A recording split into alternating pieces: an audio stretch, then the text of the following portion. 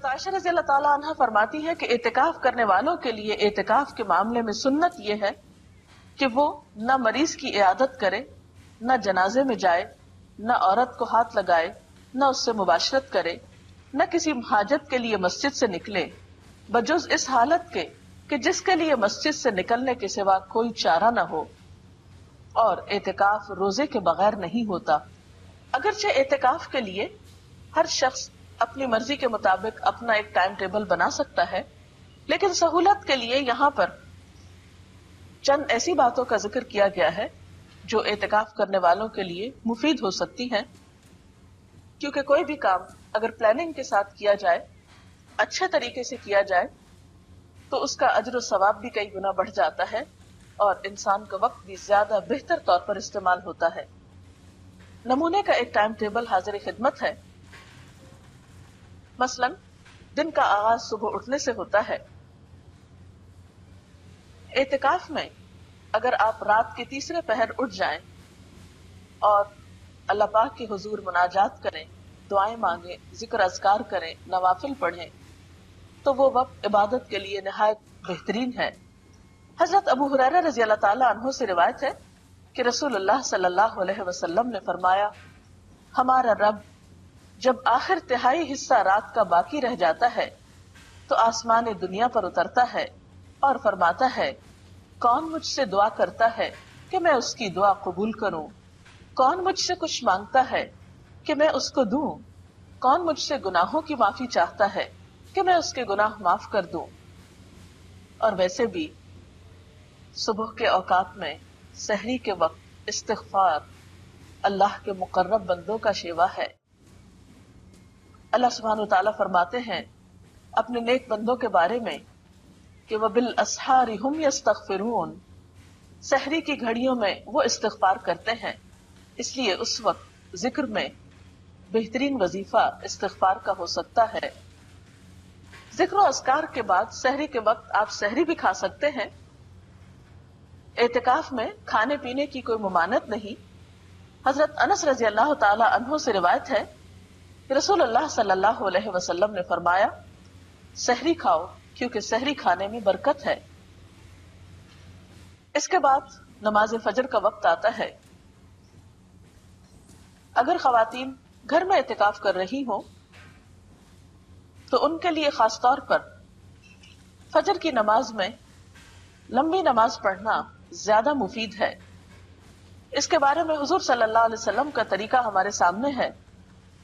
بخاری کی روایت ہے کہ آپ صلی اللہ علیہ وسلم صبح کی نماز سے اس وقت فارغ ہو جاتے جب ہم میں سے کوئی اپنے پاس بیٹھنے والے کو پہچان لیتا۔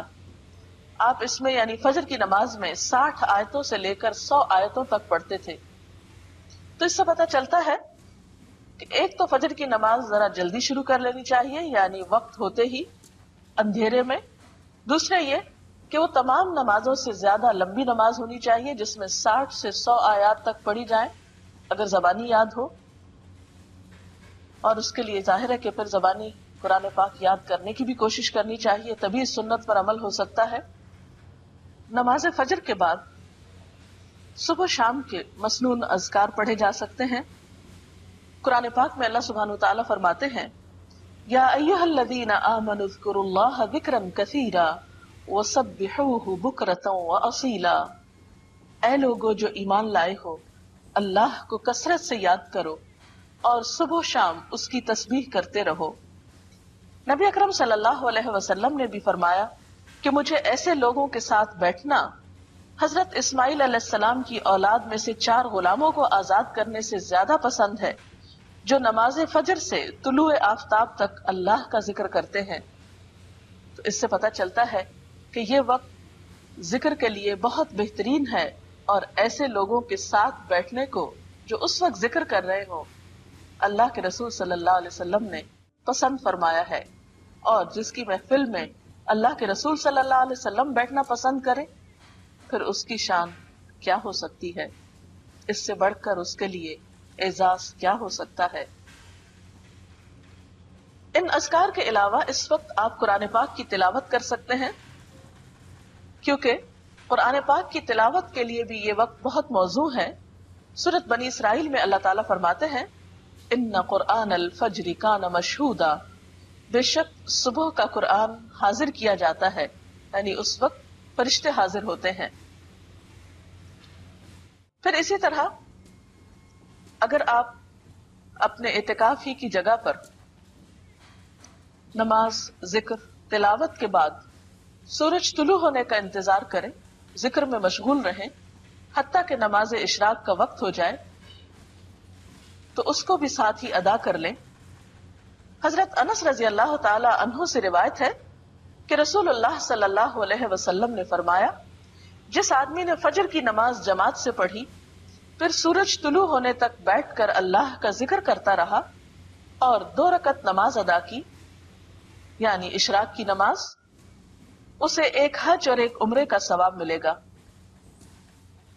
रावी ने कहा कि रसूलुल्लाह सल्लल्लाहु अलैहि वसल्लम ने फरमाया, पूरे एक हज और एक उम्रा का सवाब, यानी बहुत ही अजर सवाब है इस वक्त की इबादत का।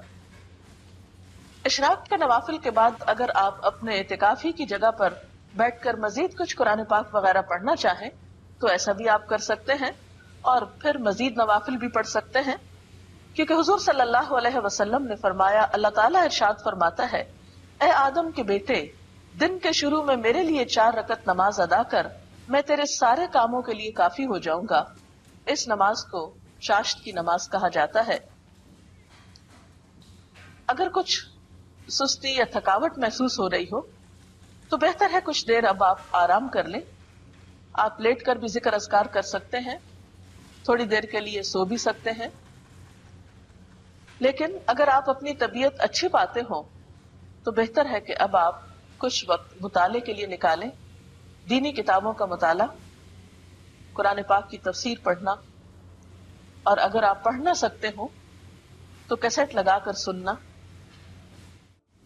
और दीनी कुतुब को जो आपके रोजमर्रा की दीनी मसाइल से मुतल्लिक हो या अखलाक और किरदार को संवारने वाली हो, उनको आप अपने जेर मुताला रख सकते हैं, क्योंकि तलबुल इल्म फरीज़तुन अला कुल्ली मुस्लिम, इल्म का हासिल करना, तलब करना हर मुसलमान पर फर्ज है।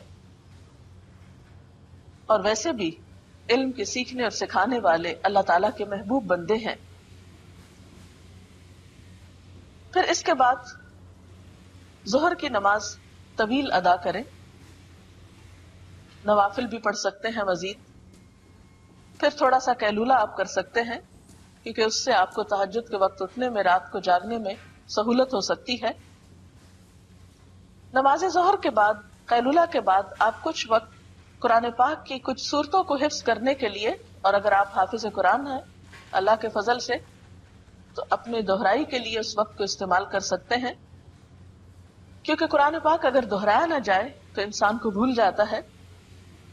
असर की नमाज भी इसी तरह खूब अच्छी तरह अदा करें, तहारत वगैरह का अच्छा एहतमाम करें, और असर की नमाज को ताखीर से नहीं पढ़ें, क्योंकि आप सल्लल्लाहु अलैहि वसल्लम ने धूप के पीला पड़ने पर असर की नमाज पढ़ने वाले को मुनाफिक करार दिया है।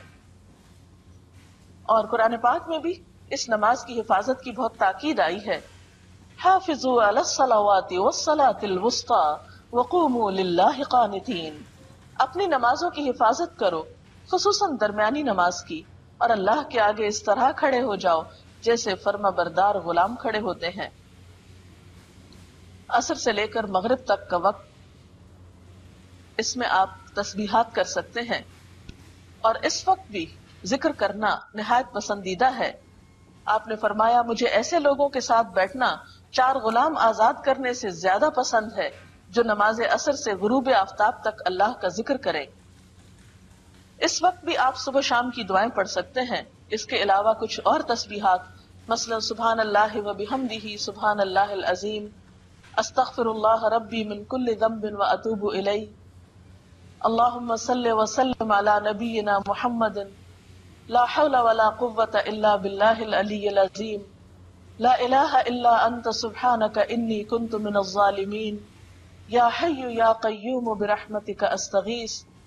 ये जिक्र के कुछ मखसूस कलिमात हैं।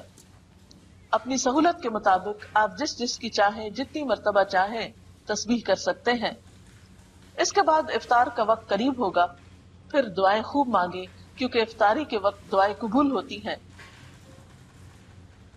افطار میں کوشش کریں کہ آپ ہلکا کھانا پینا رکھیں، کیونکہ افطاری کے وقت اگر آپ بہت زیادہ کھا پی لیں تو آئندہ کی عبادت مشکل ہو جاتی ہے، کیونکہ اعتکاف میں انسان کہیں چل پھر بھی نہیں سکتا۔